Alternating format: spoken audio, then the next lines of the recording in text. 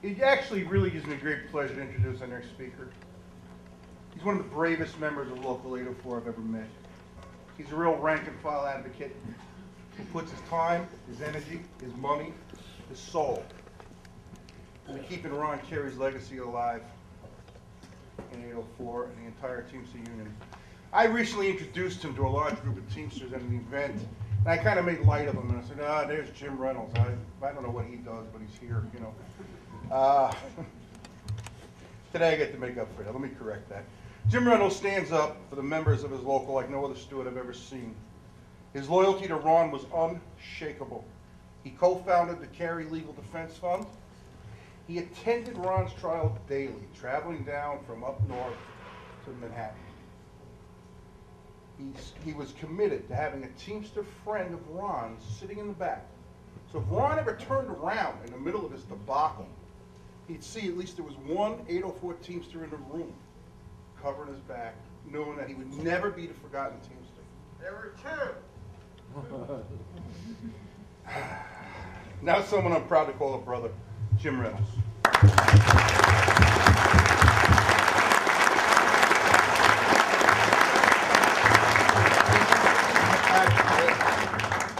Thank you.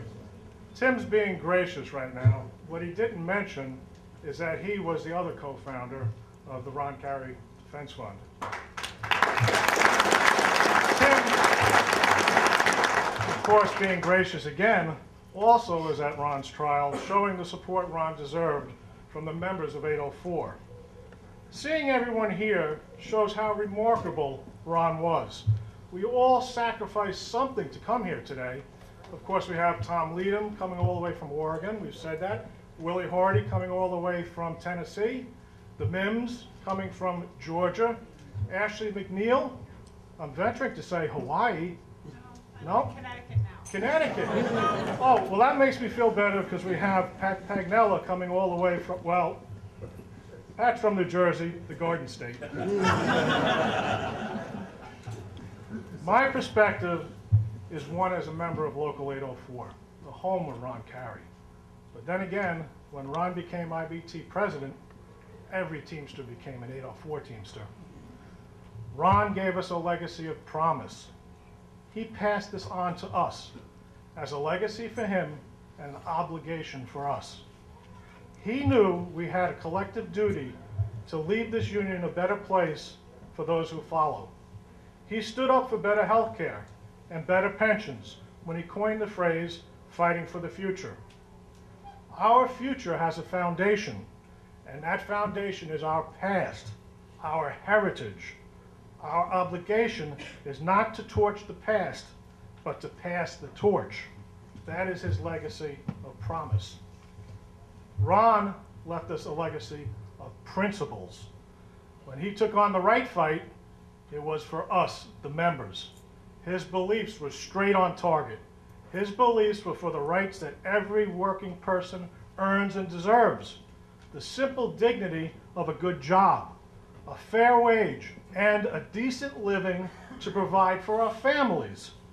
These are the fundamentals common to all of labor. This was his legacy of principles. And of course, Ron left us a legacy of pride. The pride in knowing that we can accomplish amazing feats when we become active and involved in our own destiny.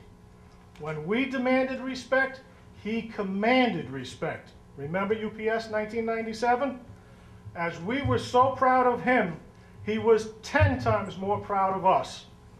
After a long and exhausting job of protecting our IBT Constitution at the convention in Philadelphia, he knew he was outnumbered in the sessions, but he also knew his opponents were outnumbered in spirit. All he had to do was listen.